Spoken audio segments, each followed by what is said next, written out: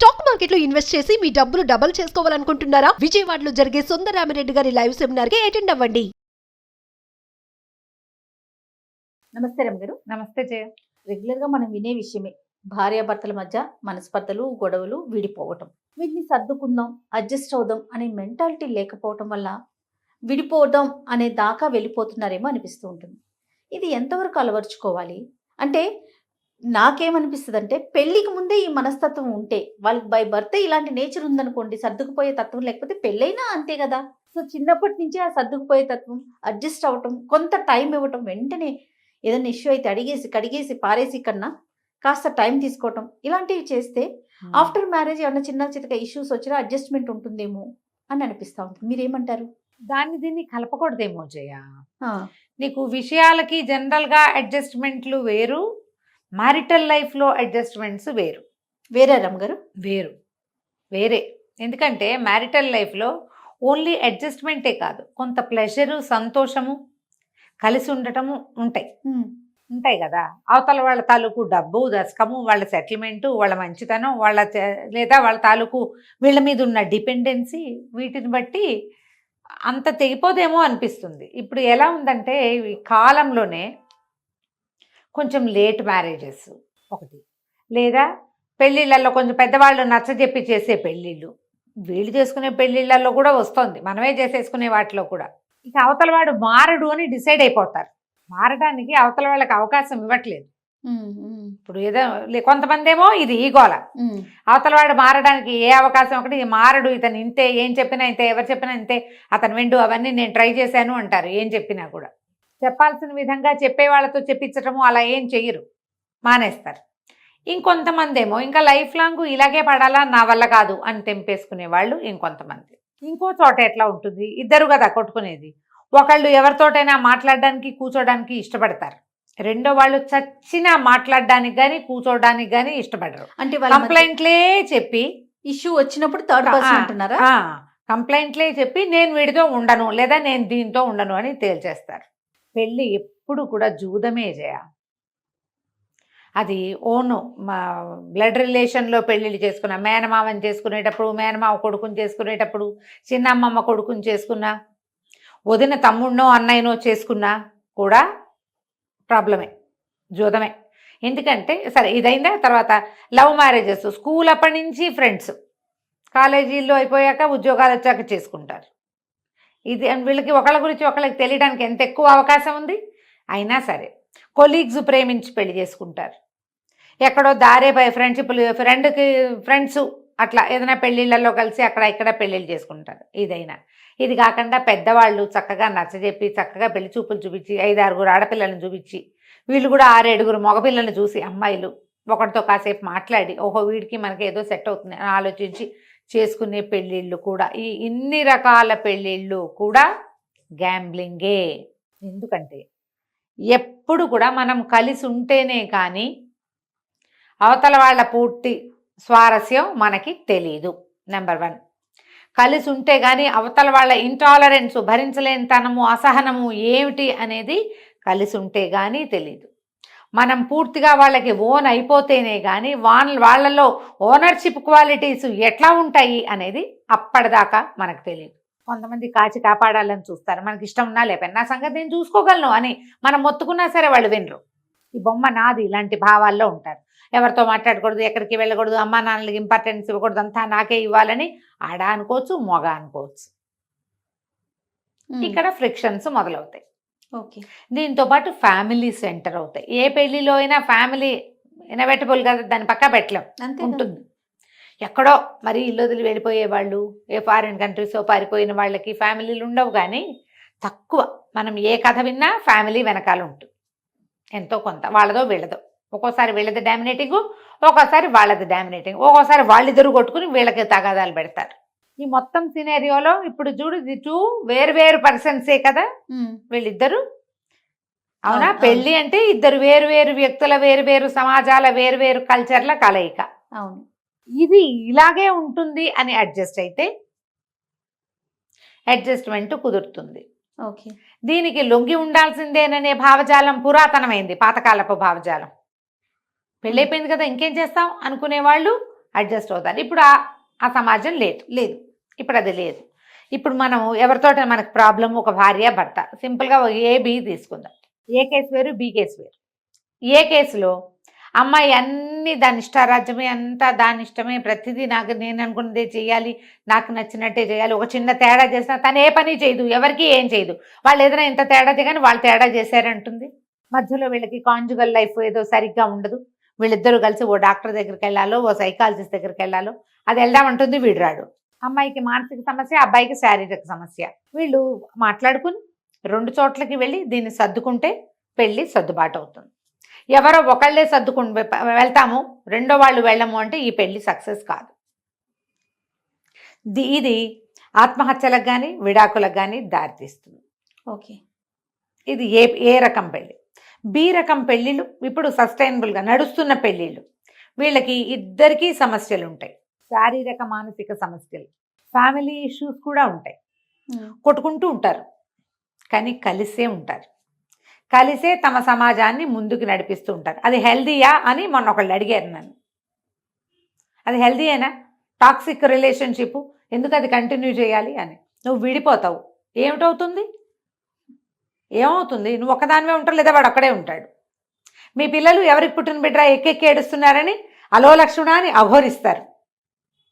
మీ ఫ్యామిలీలో ఉన్న చిన్నపిల్లలు పెళ్లి మీద నమ్మకాన్ని పోగొట్టుకుంటారు. ఇప్పుడు ఏ కరెక్టా, బి కరెక్టా? నువ్వు చెప్పు. విడిపోయే కన్నా కలిసి ఉండటం బెటర్ కదా రమ్మగారు. కదా, ఈ కలిసి ఉండి మీరు మీతో ఉన్న పెద్దవాళ్ళకి న్యాయం చేస్తారు, పిల్లలకి న్యాయం చేస్తారు, మీ చుట్టూతా ఉన్న సమాజానికి న్యాయం చేస్తారు. ఇందులో టాక్సిసిటీ ఉందంటే డెఫినెట్గా ఉంది. ఎస్. దీన్ని మనం సార్ట్ అవుట్ చేసుకోవచ్చు, కలిసే ఉందాం ఏదైతే అది అయ్యింది అని. నేను చాలామంది దగ్గర వింటాను జయ, ఒకళ్ళ పేరు ఒకళ్ళ సంగతి చెప్పడం కాదు, పేర్లు నేను ఎలాగూ ఎవరి పేర్లు చెప్పను, కానీ విషయాలు అప్పుడప్పుడు నేను ఇక్కడ ప్రస్తావిస్తూనే ఉంటాను. నేను అడుగుతాను కూడా, అమ్మ ఈ సంగతి చెప్పనా అని. కొంతమంది మేడం ఇవి బయటికి చెప్పరు కదా అని అడుగుతారు. అలాంటి విషయాలు నేను బయటికి చెప్పటం. మాకు చాలా ఇష్యూస్ ఉన్నాయండి, బట్ మేము ఫ్రెండ్లీగా ఉంటాం. ఇష్యూస్ ఉన్నాయి, అవి సార్ట్అవుట్ చేసుకోవాలి. పెళ్ళై 10-12 సంవత్సరాల తర్వాత కూడా ఇష్యూస్ ఉన్నాయని కలిసే ఉండేవాళ్ళు బోల్డ్ మంది ఉన్నారు జయ. కానీ కలిసే ఉంటారు. ఎందుకంటే మా పేరెంట్స్, వాళ్ళ పేరెంట్స్, మా చెల్లెలు పెళ్ళి ఉంది, మా తమ్ముడు ఉన్నాడు ఇంకా చదువుకుంటున్నాడు.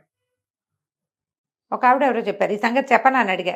ఆవిడకి 17 వచ్చాక తమ్ముడు పుట్టేట, 17 ఏళ్ళు ఇంటర్మీడియట్లో తమ్ముడు పుట్టాడు. అవుతాయి కదా అట్లా. అక్కయ్యలు పెద్దవాళ్ళు అయిపోయాక పుట్టిన చెల్లెళ్ళు వాళ్ళని కూడా మనకు తెలుసు, మన సమాజంలోనే ఉంటారు అక్కడక్కడ. 10 ఏళ్ల గ్యాప్ మన సర్కిల్స్లోనే చూస్తాం మనం. 17 తర్వాత తమ్ముడు పుట్టాడు, ఈవిడ పెళ్లి చేసుకున్నారు, పిల్లాడు తమ్ముడు బాగా వచ్చి ఉండేవాడు. మధ్యలో సడన్గా వాళ్ళ అమ్మగారు గతిస్తే ఈవిడ ఒక సెకండ్ మదర్గా తమ్ముడిని చూసుకున్నారు. హస్బెండ్తో ఇష్యూ వస్తే తమ్ముడు జీవితం పాడవుతుందని సర్దుకుని ఉన్నారట జయ ఆవిడ. అబ్బా, అది ఫ్యామిలీ లేకుండా పోతుంది, బాగా సపోర్ట్ లేకుండా పోతుందని హస్బెండ్తో ఇష్యూ వస్తే ఆయన ఏదో వేరే ఫ్రెండ్షిప్ల్లోకి వెళ్తే ఆవిడ వెయిట్ చేసి కొంతకాలం సార్ట్అవుట్ చేసుకున్నారు. తర్వాత ఈ మాట చెప్పాలండి అని చెప్పారు ఆవిడే స్వయంగా నాకు. పెద్దవాళ్లే, నా ఏజ్ ఉంటుంది ఇంచుమించుగా. ఒక 4-5 ఏళ్లలో నేను ఓర్పు పట్టినందుకు నేను మా తమ్ముడు కోసం ఓర్చుకున్నా, కానీ అది చివరికి ఒక 4-5 ఏళ్లలో అవతల సమస్య తీరిపోయింది. మా హస్బెండ్ కూడా రియలైజ్ అయ్యారు నేను పొరపాటు చేశాను అని చెప్పి, సార్ట్ అయిపోయింది. అది ఈ విషయం తెలిసి ఆవిడ ఫ్రెండ్స్లో ఒకళ్ళిద్దరు, అదే నువ్వు చేస్తుంటే మీ ఆయన ఇలా చేసేవాడా అని అడిగారు. చేసి ఉండకపోవచ్చు, నువ్వైతే ఊరుకుంటావా? మనం కూడా అడుగుతాం, నేను చేస్తే నువ్వు ఒప్పుకుంటావా అని. నువ్వు చెయ్యవు, అతను చేస్తాడు. చేయటం అతని నైజం అయితే చేయకపోవటం నీ నైజం కదా, అంతేనా? అలా ప్రశ్నించక్కర్లా. ఇలాంటప్పుడు మనం దేనికోసం ఆగేమో, ఏ జీవితం కోసం, ఒక తమ్ముడు జీవితం కోసం ఆగితే నీ జీవితం కూడా సార్ట్ అవుట్ అయింది. ఏదైనా ప్రాబ్లం వచ్చినప్పుడు అది ఒక్క దెబ్బతో ఒక్క దాంతో తీరదు. నీకు సమస్య కూడా ఒక రోజుతో రాదు, స్లోగా వస్తుంది కదా. కాలక్రమాన సమస్యలు పెరుగుతాయి. కాలక్రమాన సమస్యలు తీరటానికి మీరు కొంచెం ఓపిక పడితే ఎప్పుడు బెటర్మెంట్కి అవకాశం ఉంటుంది. ఎక్కడో తీరని సమస్యలు ఉంటాయి, లేవని నేను అన్నాను. ప్రతిదానికి కాలం సమాధానం చెప్తుందని థెరపిస్ట్లే సమాధానం చెప్తారు, సైక్రియాటిస్టులు, మ్యారేజ్ కౌన్సిలర్సే సమాధానం అని నేను అంటలేదు. కానీ టైం ఇచ్చి చూడడం అవసరం అని మాత్రం చెప్పాలనే అనిపిస్తుంది. డివోర్స్ దాకా వచ్చేసాక కూడా రిపెంట్ అయ్యి నేను పొరపాటు చేస్తున్నానా అని ఏడ్చి మొత్తుకునేవాళ్ళు, అయ్యో ఇలా అయిపోతున్నా తప్పు చేస్తున్నానేమో అని ఫీల్ అయ్యేవాళ్ళు ఉండరా? ఉంటారండి డెఫినెట్గా. బోల్డంత మంది ఉంటారు. డివోర్స్ అయిపోయాక ఎందుకు చేశామా అని బాధపడే వాళ్ళు కూడా ఉంటారు. ముందుకి వెళ్ళలేరు, వెనక్కి రాలేరు. అవును. ఒక పెళ్ళాం ఏదో అమ్మాయితోటి పడలేక అమ్మాయిని డివోర్స్ ఇచ్చి ఇంకో పెళ్లి చేసుకుంటే దాక్కున్న చోటకి దయ్యం వచ్చినట్టు ఇది ఇంకో రకం. అంతే కదా. ఇది ఇంకో మొదటి రకమే బెటర్ అనిపిస్తుంది ఒక్కొక్కసారి. మీరు వెయిట్ చేయకపోవటం తప్పు కదా. ఇప్పుడు ఇదివరకట్లాగా సమాజం మనం సంసారం ఇదివరకు చెప్పేవాళ్ళు రోగం రట్టు సంసారం గుట్టు అని. ఇప్పుడు రోగము రట్టే సంసారము రట్టే చేసుకోవాలమ్మా. ఇదివరకు రోగం రట్టు చేసి అందరికీ చెప్పుకుంటే వైద్యుడు సరైన వాడు దొరుకుతాడని నమ్మేవాళ్ళం. ఇంటి విషయాలు చెప్పకూడదు, ఇప్పుడు చెప్పుకోవాలి. ఇది చాలా రోజుల పాటు కాంజుగల్ లైఫ్ స్టార్ట్ చేయని పిల్లలు చాలా కాలం వాళ్ళిద్దరి మధ్య ఫిజికల్ రిలేషన్ లేదు, 1.5-2 ఏళ్ళు చూడటం ఉంటుందేమో వస్తుందేమోనని, అప్పుడు ఇంకా దీన్ని సార్ట్అవుట్ చేసుకోలేకపోవటం. అలాంటివి ముందు చెప్పాలి, మొదటే చెప్పాలి. 1 నెల లోపే వీళ్ళతోటి ఇలా కావటం లేదు, కుదరట్లేదు, సరిగ్గా లేదు అని చెప్పేస్తే మీ పేరెంట్స్కో వాళ్ళ పేరెంట్స్కో డెఫినెట్గా చెప్పి ఏదైనా ఒక డాక్టర్ సలహానో సహాయమో తీసుకుని అవసరమైతే ఏదైనా ట్రై చేసి అవకాశం ఉంటే అప్పుడు ఏదైనా వేరే మార్గం చూసుకోవచ్చు. మీరు కొన్ని సంవత్సరాల తరబడి దాన్ని లాక్కెళ్ళి అప్పుడు డివోర్స్ అంటే కుదరకపోవచ్చు, చేయలేకపోతారు, అప్పుడు కష్టం అవుతుంది. ఇంకా చాలా ఇష్యూ. ఇంత లోపల ఏం చేస్తారు తెలుసా? వీళ్ళిద్దరు కలిసి ఉద్యోగాలు చేస్తారు, ఇద్దరు కలిసి ఓ ఇల్లు కొంటారు, ఏవో కొనేస్తారు. అవి సార్ట్ అవ్వవు ఎప్పటికీ. ఇష్యూస్ ఇట్లా ఉంటున్నాయి. మనం న్యూస్ పేపర్లలో చూసిన విషయాలే చెప్తున్నాను, అదేలేండి, పేపర్లోకి వచ్చేస్తున్నాయి ఇవి.